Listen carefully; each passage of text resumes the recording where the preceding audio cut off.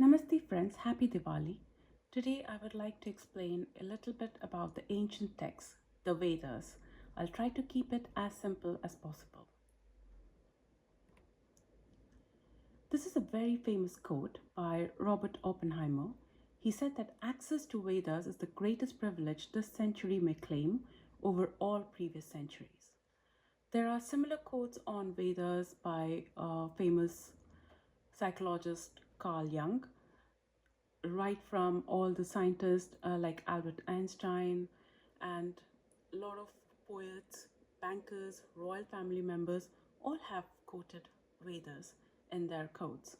But we'll try to understand why it is so. What's so special about Vedas? To begin with, I would like to offer my gratitude to all my gurus who have helped me in the journey to understand Vedas. I offer my gratitude to all of them.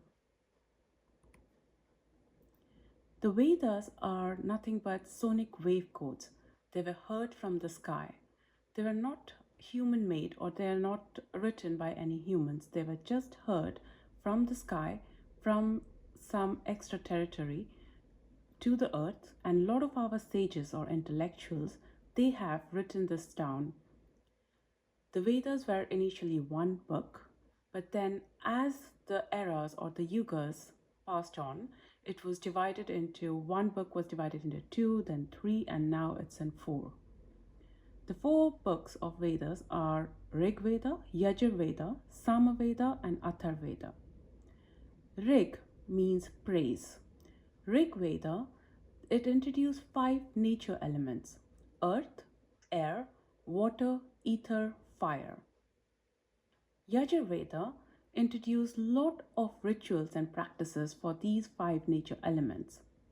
Every karma that we are doing daily, knowingly or unknowingly, these are like rituals to these elements. Samaveda, Sama is song. So Samaveda introduced sound, music. Sound means balance, language, which creates such music, which helps bring balance to ourselves.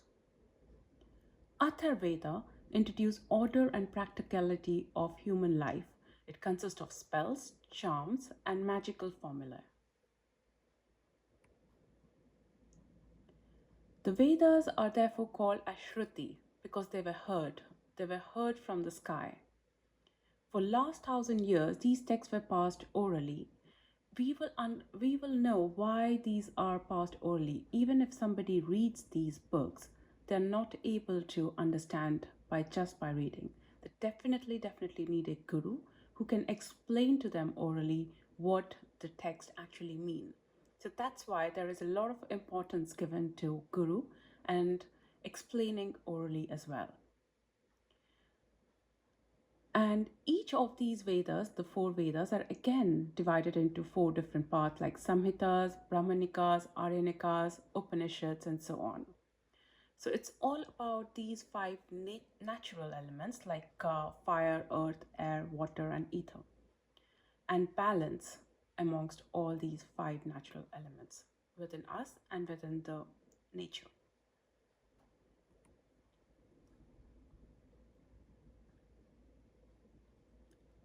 Vedas introduced a concept called as Brahman. Brahman is nothing but highest universal principle.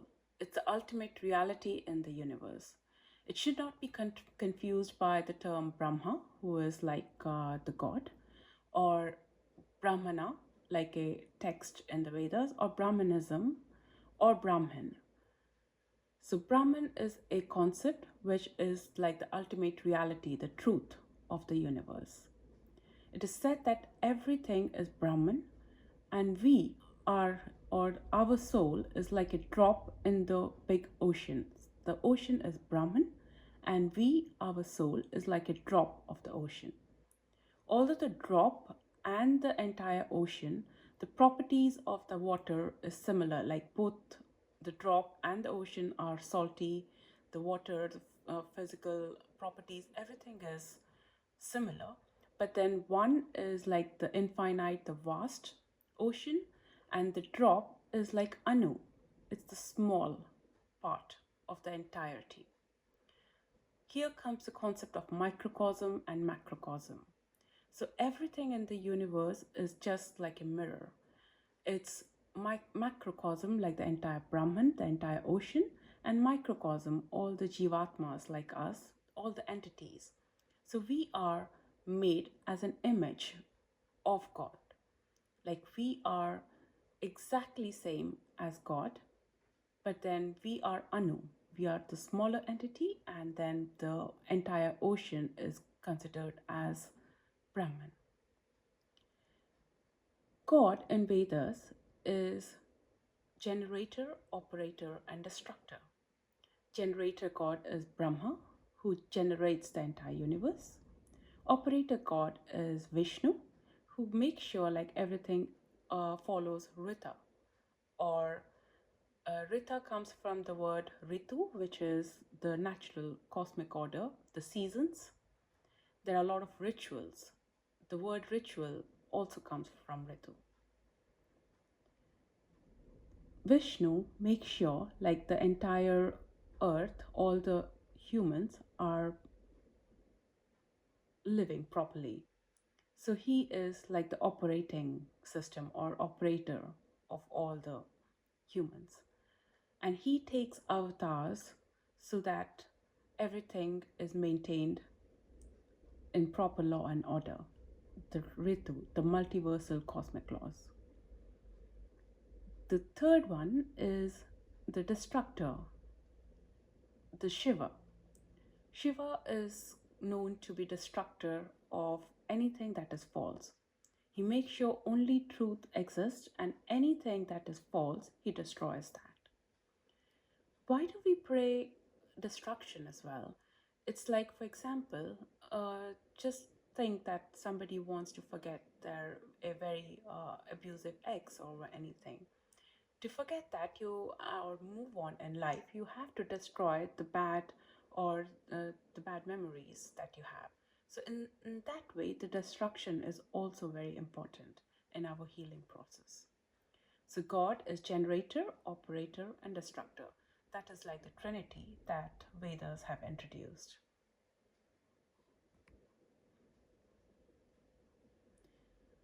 Vedas say like three things are eternal: Brahman, Jiva, and Maya. Brahma is the ultimate reality. Jiva or is like an entity, like any animal, any human being, everything, everybody has a soul. That is called as Jivatma. And the third thing which is eternal is Maya. Maya loosely can be termed as illusion, but it is more than illusion. It is like a matrix which exists everywhere, and thus it is constantly changing, and it is spiritually unreal, but then it appears to be real. Vedas introduce the term like reincarnation, like there is death, birth, rebirth, and again death. So this cycle of birth and rebirth keeps on happening. And it is said that when we take a new birth, what happens is our jivatma, our soul, is there.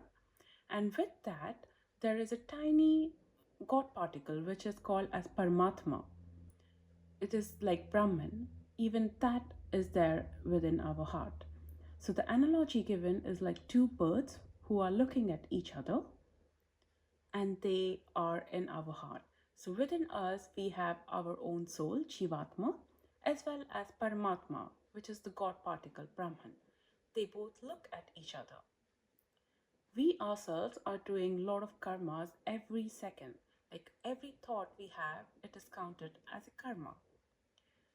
The Jivatma does the karma, but Paramatma, he does not do anything. He just sees or watches whatever the Jivatma karma is happening.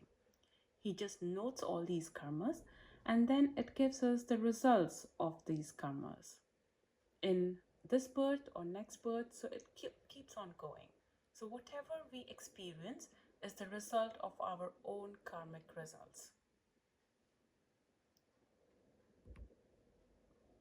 Vedas introduced the term three body doctrine, which is each of us have got three bodies: causal, subtle, and physical. Any living body has got Stula, Sukshma, and Karana. In English is causal, subtle, and physical body. When we die, only the physical body is left in this material world. The causal and subtle body, they go into the next physical body for the rebirth. These three bodies live in five different layers called as five koshas. So it's like if you guys have seen like the Russian dolls, like one doll within each in it, it's like that. So our body is not just the physical body that we see.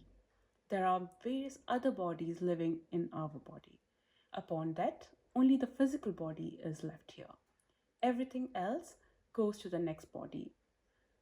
The causal and subtle body they have got, they cannot take anything material from this world to the next body, but they can take the spiritual knowledge that we have gathered in this birth and the previous birth to the next body. That is called as sanskaras. So whenever a child is born, it is bringing its sanskaras or the spiritual knowledge that it has gathered from the previous births to the new birth. Although because of Maya we forget everything, but as life experiences are provided to us, we slowly try to remember whatever we have experienced or gathered as sanskaras, the spiritual knowledge, and on top of that, we can create or understand new spiritual knowledge. So that bucket of knowledge or sanskaras keep on expanding in each birth, and we can take only these spiritual knowledge into the next birth. Everything physical, like our physical body, relatives, the money that we have gathered, anything physical cannot be taken to the next birth. It is left in this birth upon death.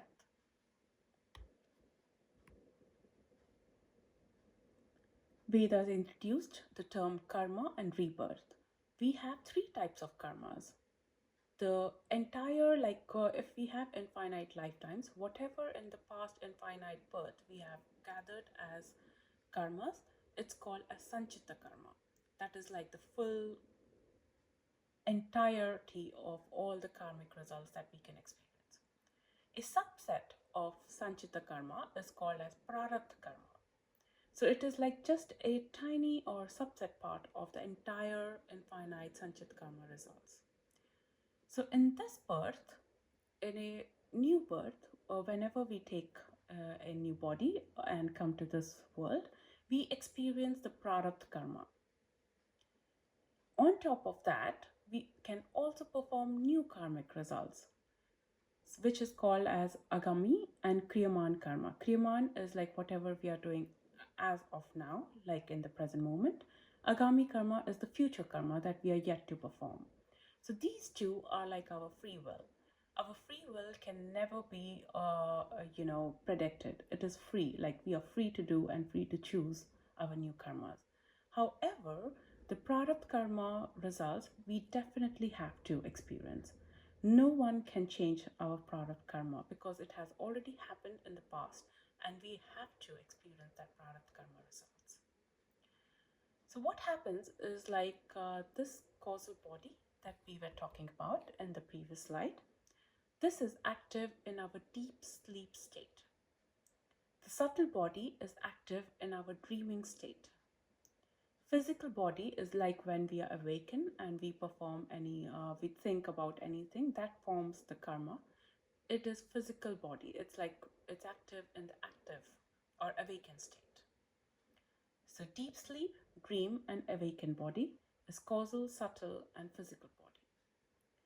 So in the dreaming state or the subtle is where the prarabdha karma resides. The causal body carries all the sanchit karma. The physical body is where we experience the prarabdha karma results, as well as we have the free will to perform new karmas, the kriyaman and agami karma.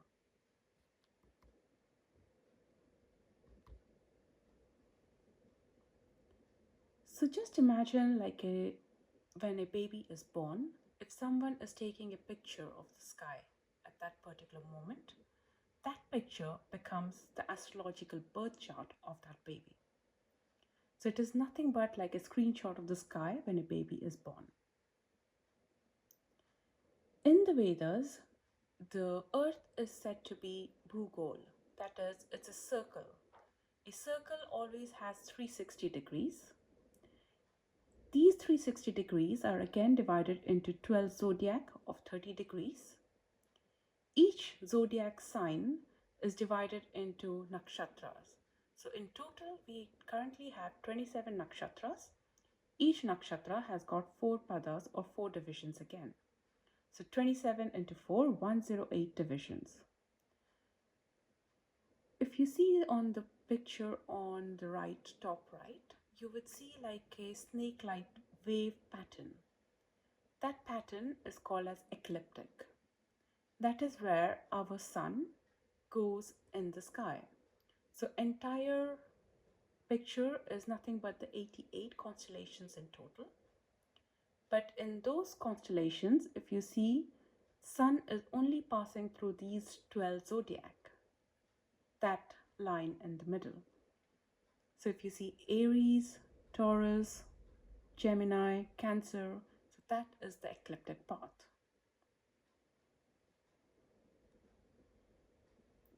On the picture to the left, if you see, that is like a Sri Yantra. Sri Yantra is like a 3D of the entire cosmos. So in Sri Yantra, there are 15 steps. It is said that the moon passes through each step each day, and then it waxes and wanes. So 15 down and 15 up, and then there is a full moon and there is a new moon as well. Full moon is a day when the sun and the moon in the sky are exactly opposite to each other and they are looking at each other. New moon is when both sun and moon are together. They are said to be conjunct. So that is the new moon day. In Vedas, a month is calculated from one new moon to the next new moon.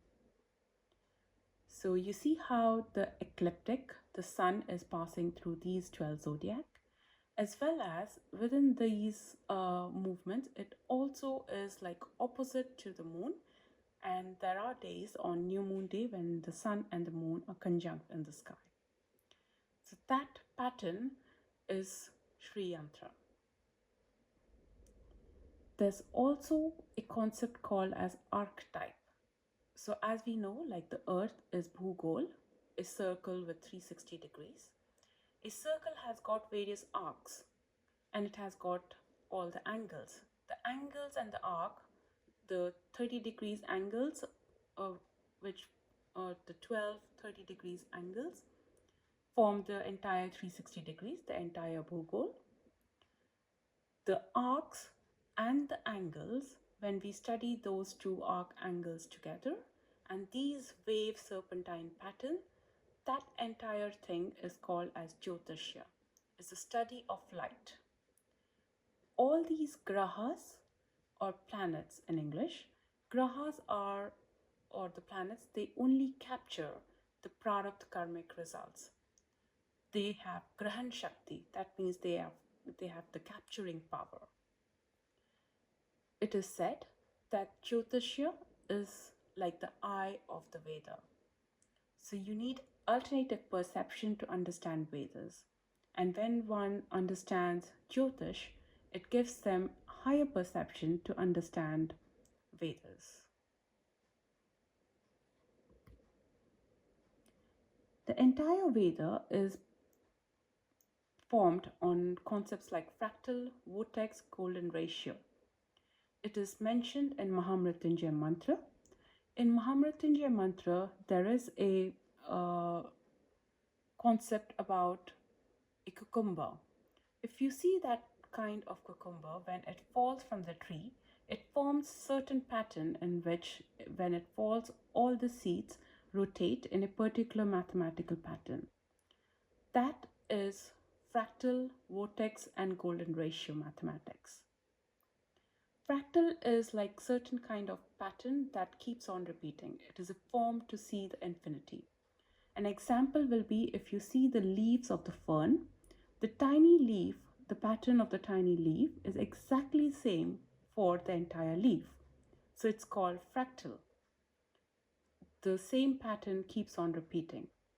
It is said that God is like the macrocosm, the biggest fractal, and we are similar, or we have been made as an image of the God, like in a tiny fractal. We are Anu. So the fractal is the Fibonacci series. If you see the Egyptian pyramids, all the Mount Meru triangles, everything explains Fibonacci sequences. So if you see the triangle there in the middle, if you see 1 and we put 1 and 1 here, we add both of them, so we put 2, and then we just put the 1 and 1 on side. If you keeps on carrying it, you will get the fractal patterns. Golden ratio phi is nothing but any Fibonacci number more than 8 when you divide any consecutive Fibonacci numbers. That ratio is called as golden ratio. So everything in the universe tries to achieve these golden ratio. And anything where any leaf, any individual, any entity, if they have achieved golden ratio, that means they have a higher possibility of living or in a higher evolutionary state. They will live for longer. Like if you see these fern leaves, they have achieved closer to phi or golden ratio in their leaf patterns, so they are there for here forever. If we see snow, if we see water droplets, everything forms a particular Fibonacci pattern. And if you see the bagel or donut type structure there, it is called a toroidal structure. It has got mathematics of both fractal and vortex.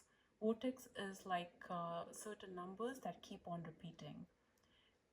It's like 1 plus 1, 2, 2 plus 2, 4, 4 plus 4, 8, 8 plus 8, 16. So 6 plus 1 is 7, and 7 plus 7, 14, 4 plus 1, 5, and 5 plus 5, 10. So 1 plus 0 is 1 again. So these patterns like 1, 2, 4, 8, 7, and 5, those numbers keep on repeating. And only 6, 9, and 3, they are not repeating. So when these patterns are formed, it's called the vortex, like it forms like a spiral kind of motion. So everything in the universe, our soul and our circumstances, everything is fractal. It does not repeat like our life circumstances, does not repeat like circular motion. It repeats like a fractal. It has got this particular pattern. So our prarabdha karma is our fractal and our vortex. And as soon as we understand all of this, we have the ability to choose the correct fractal outcome. So our particular birth chart here, it only explains what product results that we have. We can have like many, like each and every house of these 12 zodiac signs or our astrological birth chart. It has the capability of giving us many, many fractal outcomes. We have to choose the right fractal outcome. That is the free will that we have got. Each of these arcs and angles, each of these zodiac, each of these nakshatra, each of these grahas have got their own mythological stories. When we understand these stories, we are able to add all these archetypes, or archetypes as in all these stories, all these archetypes of all these grahas to these stories, and then we can understand what fractal outcome each of these houses in our astrological birth chart can provide us. And once we have both the negative and the positive outcome that is possible for a particular scenario, we have the free will to choose for ourselves. We have higher perception to choose the positive outcome, and then we can choose our own path.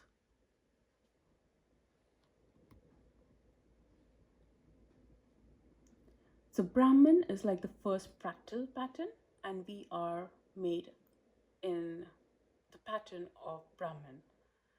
So it's called like the cornerstone. Cornerstone is nothing but, if you see the pyramids up there, the topmost layer of the pyramid is exact pattern of the full pyramid.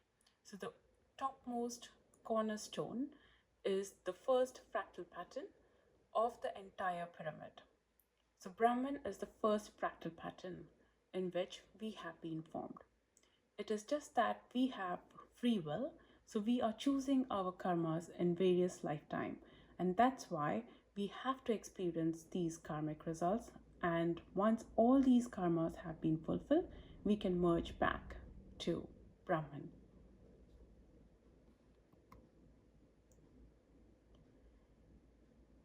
There is this beautiful story about Samudra which is churning of the ocean.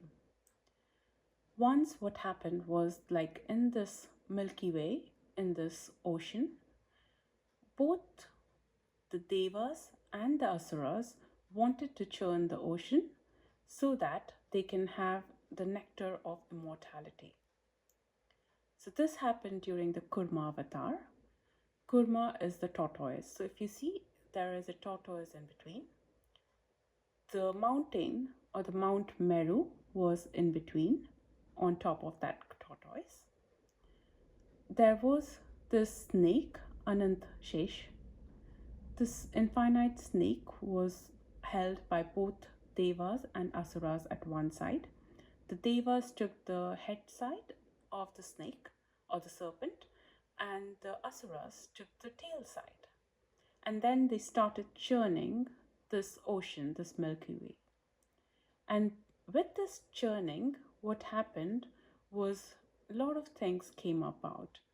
Like we had a special horse, there was Kamdhenu cow, there were various other elephants, various ratnas, everything came out of these ocean. It is said that these all have come from extraterrestrial to this territory, our earth plane. And then came a lot of poison out of this. And Shiva, the destructor god, he drank the poison first. He has the power to drink the poison, and then he held the poison in his throat or in his neck. That is why he is called as Neelkantha, or one with blue neck. After all these scenarios, what happened was, like the nectar of immortality, Amrit, came out. So both Devas and Asuras, they wanted to drink this nectar of immortality, and then they sat on their other side. Vishnu, the god, the preserver god, he was very clever. He took the form of Mohini avatar, like a lady, and he started first charming everyone, and then he's in the form of Mohini, the lady avatar, he started giving the nectar of immortality to the Devas first. So he was trying to deceive all the Asuras, and he was trying to finish off these nectar of immortality with first the Devas. But one of the Asura, he got the gist of all of this, and he himself tried to deceive everyone, and he took he deceived himself like a Deva, and he sat in the line of Devatas. So if you see the picture towards the left, the right most left, in there you will see that Asura, his name was Swarpanu. He is taking, he's in the line of the Devatas, and he is taking this nectar of immortality. But then sun and moon, they figure out that this is like Asura in disguise, and they inform Mohini, Vishnu avatar. So Mohini takes out his chakra, and then it splits the Asura into two. So from that day, the head part is called as Rahu and the tail part is called as Ketu. So both Rahu and Ketu, they earn to meet each other because it's like one body after all. But then because they had the nectar of immortality, they both can die. So both the tail part and the head part, they always remain 180 degrees opposite in any of the birth charts.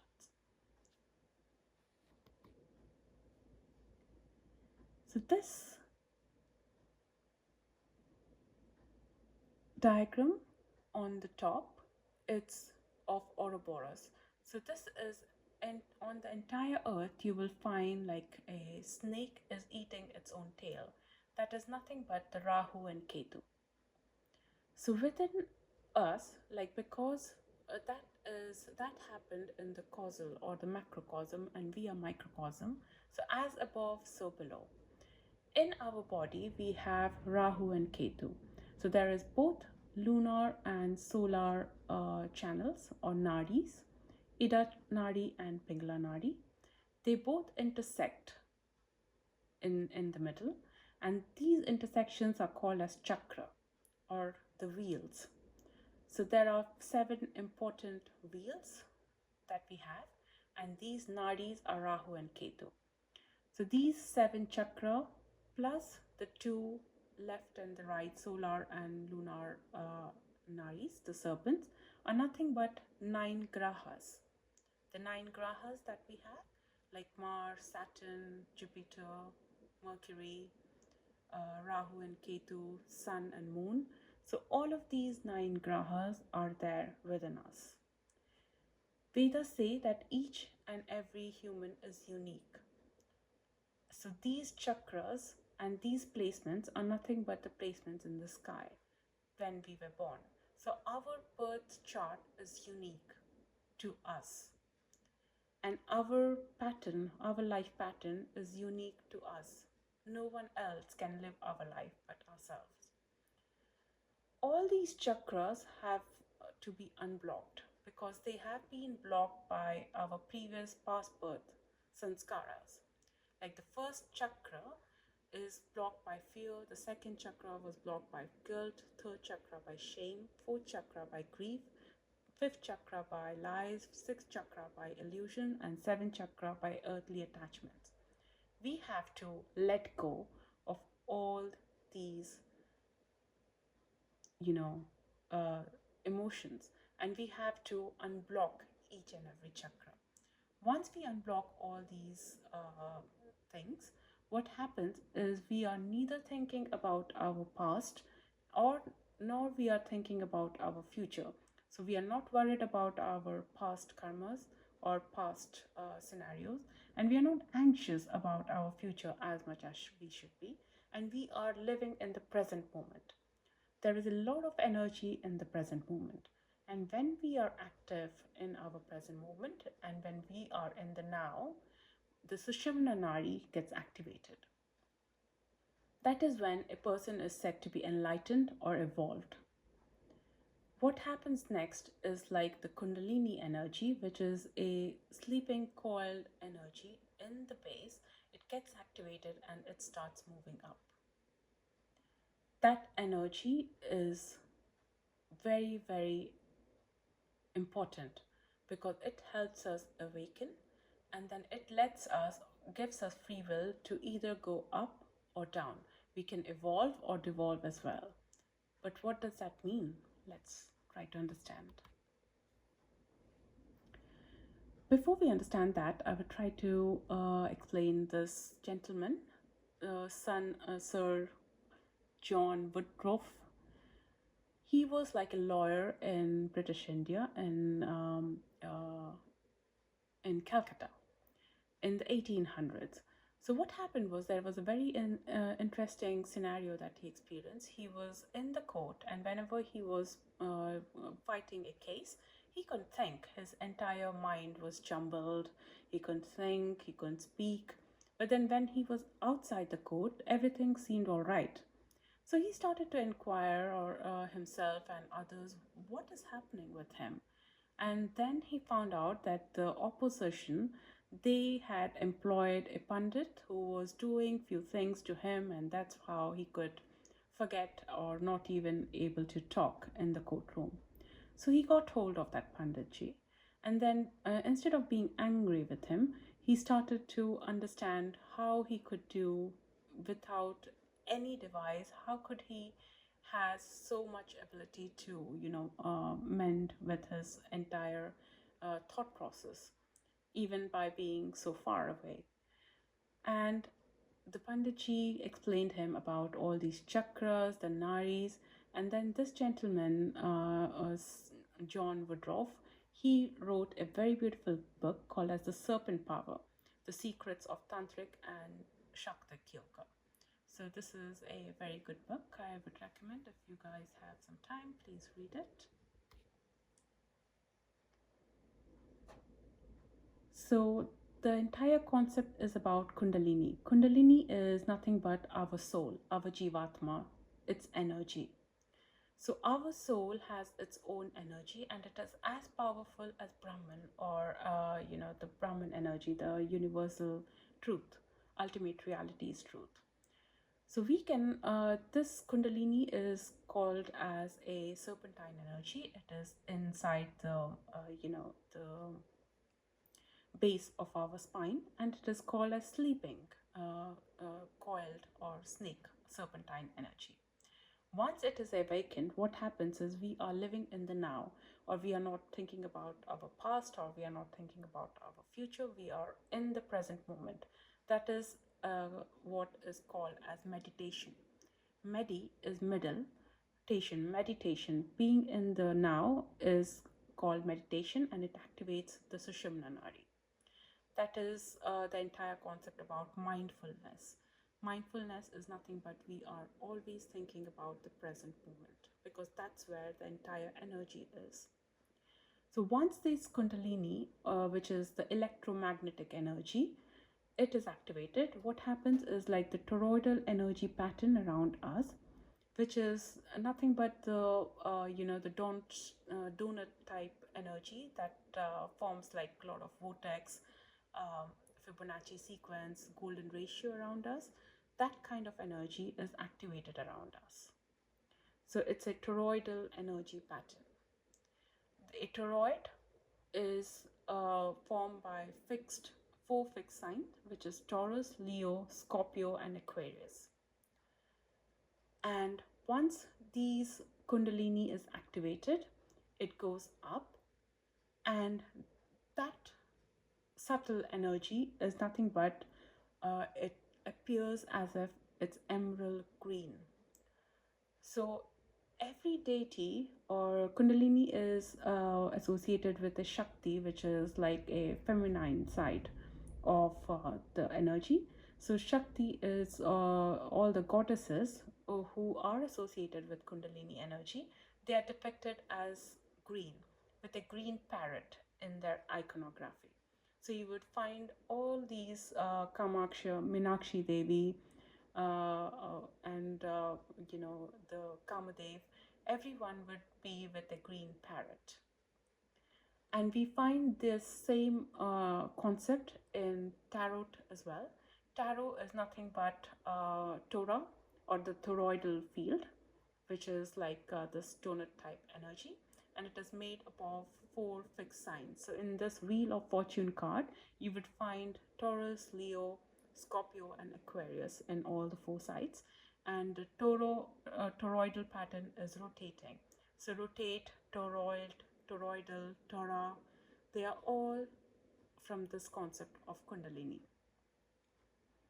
So everything around our earth, our universe, we ourselves, as above, so below, all of us are forming this toroidal energy pattern. That toroidal energy pattern is nothing but Soma, or the Sri Yantra. It is Fibonacci, it is vortex, it has got golden ratio in it. So golden ratio is nothing but the two different,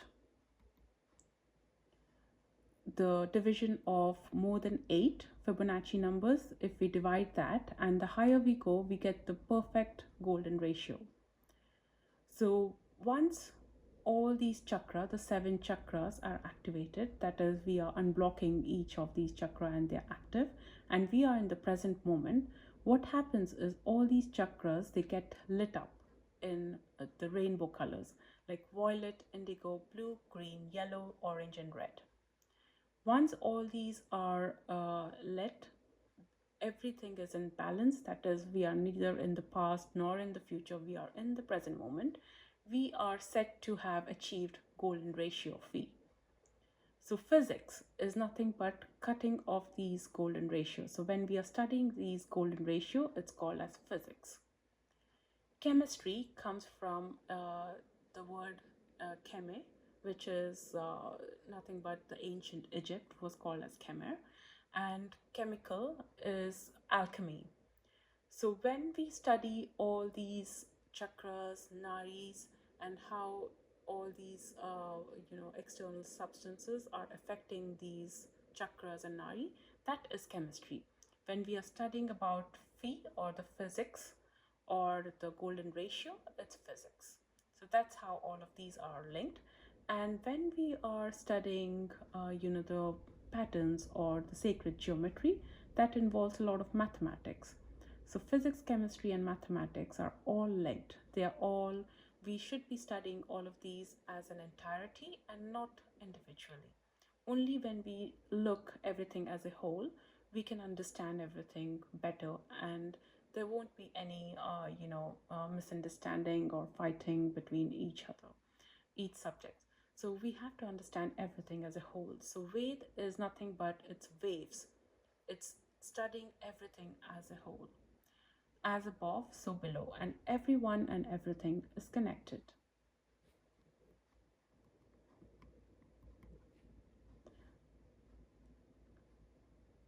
So we have also a concept called as lok, or various planes of existence. So our universe, the current universe that we live in, is a four-dimensional universe. It is called as Brahmanda. Brahma is like the generator god, and Anda is like an egg. So this universe is in a shape of a big egg. That egg is nothing but like the Shivalinga. So there are various loka or plane of existence. The middle portion is the Bhuloka or Bhugol, where we are at the moment. So the earth is in the middle of this egg. If you cut the egg in half, the middle portion is nothing but the earth. There are 6 more lokas above us: Satyaloka, Tapaloka, Janaloka, and so on, on top of us. And there are lokas below us as well, like Patala, for example. It's the underground, the underworld. So there are worlds above us, the worlds below us, and its entire all the lokas are put into Brahmanda. When a person is awakened or enlightened, that is, all the chakras are active, the Ida and Pingla are active, and then the Sushumna is activated. That is when we are in the present moment. What happens is the middle channel, the Sushumna, that energy is equal to the energy in between. So if you see that red line in between the Brahmanda, the universe, that divine light is same as we have in our own body, in the Sushumna. So we can then go up or down. So evolution is nothing but going to the upper loka. Devolution is going to the lower lokas.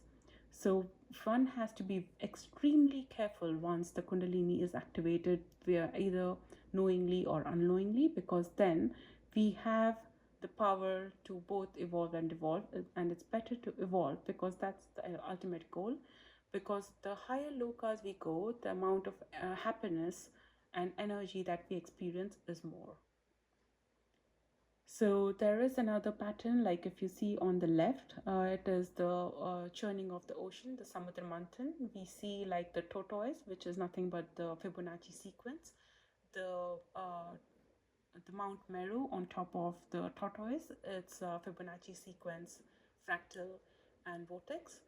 And the eternity is the Ouroboros, the snake, which is eating its own tail. The head part is Rahu, which is like the obsessiveness about the future. The tail part is Ketu, which is a person's or our own obsession from the past. So both past and the future, it needs to merge into the present moment, and only then we can find our own balance when we are in the present. So for when we are active, or when we are enlightened, we generate a substance called as soma within us. We do not have to depend on an external substance or eat anything external to create this soma. We can generate it ourselves when we are have knowledge about Vedas, and we are in the present moment. We can generate soma. Agni is that divine light. After we become enlightened, that divine light can take us or evolve us. So that is Agni. When Soma and Agni are combined together, it becomes matter. Soma is associated with Vishnu, Agni is associated with Shiva, and matter is associated with Brahma. So generator, operator, and destructor. Soma is called as mana, or the archetype is Man. Man is mind, and moon is said to be Deva Bhojana, which is associated with Soma. So Deva Bhojana, as is it's a god like to eat Soma as food. Agni is light. Jyotishya is nothing but study of Jyoti or light. So when we understand Soma and Agni together, we can understand matter or ourselves, our body, our physical, reality of the entire universe. We can understand everything with this knowledge. So just to recap everything, we have got karma, which is sanchit karma, karma of all our previous birth. We have prarabdha karma, which we definitely have to experience. We have agami karma and kriyaman karma, which is our free will. We have 3 types of bodies and 5 different koshas, 5 layers. 3 bodies are subtle, causal, and physical. We have our mind, which is again the bigger concept is called as antakarna, which is buddhi, chitta, ahamkara, and manas. So ahankara is nothing but the link between the middle and the higher mind. It is the reincarnating part of our mind. So whatever sanskar that we are bringing to current birth is from our previous birth. We can improve our spiritual knowledge in this particular birth, which will help us in our journey. And the ultimate goal is to merge back to the main ocean or Brahman. So we have got 7 chakras which can be unblocked. Blocking is called as black magic, unblocking is white magic. So that's the only difference, but the concept is same. Once we understand the 7 chakras, once we understand the lunar and the solar nadis, and when we are in the present, we are enlightened. So in a higher concept, or in the causal concept, the solar channel and the lunar channel, the left and the right, is associated with Shiva and Shakti, Shiv and Parvati. It is said that when Shiv and Parvati, they merge together, that is when our Sushumna, the middle channel, gets activated and we are enlightened. So so whatever we see in the sky is there within us, as above, so below. And the entire concept or mathematics behind it is nothing but fractal, Fibonacci, golden ratio, and V. Namaste. Thank you for understanding.